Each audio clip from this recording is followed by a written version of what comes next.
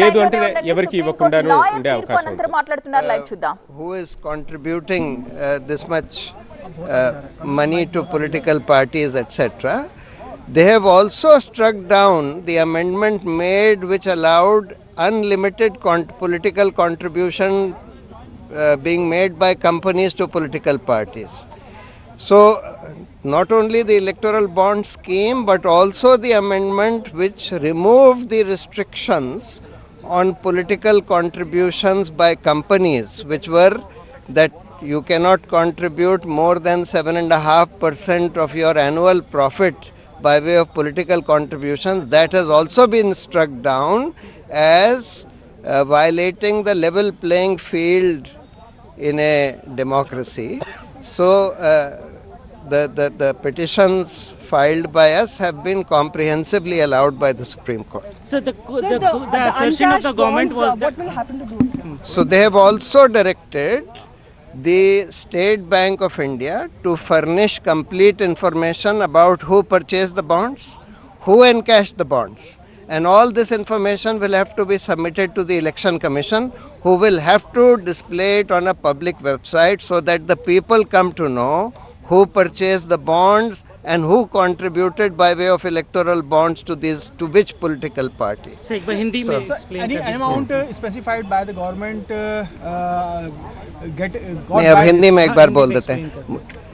देखिए, आज एक बहुत ही महत्वपूर्ण फैसला सुप्रीम कोर्ट ने दिया जिसका कि बहुत लंबा असर होगा हमारी पूरी चुनावी लोकतंत्र के ऊपर.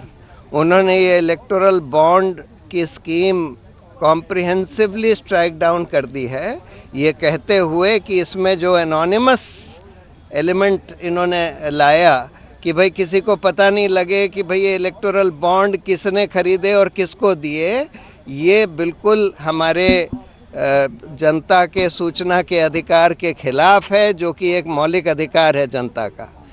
और साथ में उन्होंने तो ये जितने भी अमेंडमेंट्स आए थे कंपनीज एक्ट में, इनकम टैक्स एक्ट में, रिप्रेजेंटेशन ऑफ पीपल एक्ट में, सबको रद्द कर दिया है इलेक्टोरल बॉन्ड स्कीम को जो ला रहे थे. दूसरी बात, उन्होंने ये भी बोला है कि ये जो अमेंडमेंट करा गया था कि कंपनीज जो हैं कितना भी पैसा पॉलिटिकल पार्टीज़ को दे सकती हैं. पहले जो रिस्ट्रिक्शन था कि अपना एनुअल प्रॉफिट से 7.5% से ज़्यादा नहीं दे सकती, वो भी रद्द कर दिया है कि ये हमारे इलेक्टोरल डेमोक्रेसी के ख़िलाफ़ है, क्योंकि ये लेवल प्लेइंग फील्ड को हटाता है और बड़ी बड़ी कंपनियों को इलेक्शन इन्फ्लुएंस करने देता है.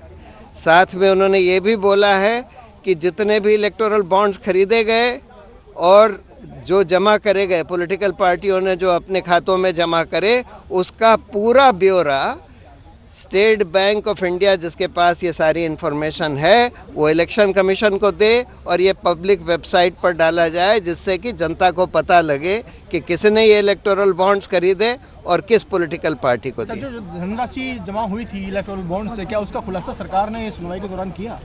नहीं किया था ना. तो उन्होंने ये बोला था कि हम एक इंटरिम ऑर्डर था कि भाई ये तुम सारा इंफॉर्मेशन रखो इसकी और इलेक्शन कमीशन को सील्ड कवर में दो. तो अब उन्होंने बोला है कि ये सारी इंफॉर्मेशन जो है, जो अभी तक सील्ड कवर में थी, वो सारी अब पब्लिक करी जाएगी और एक पब्लिक वेबसाइट पर डाली जाएगी. The Supreme Court has unanimously struck down the electoral bond amendments. Most importantly, before the scheme, the amendments which were the basis of the scheme have been struck down from different enactments like the Income Tax Act, etc. And the Supreme Court's view was, which is fundamentally they agreed with our submissions, that this is public information is essential for the functioning of a democracy. And therefore the public has a right to know who is funding their political parties. And if the public is denied that right, then that defeats the whole functioning of democracy itself. And therefore the amendments which were introduced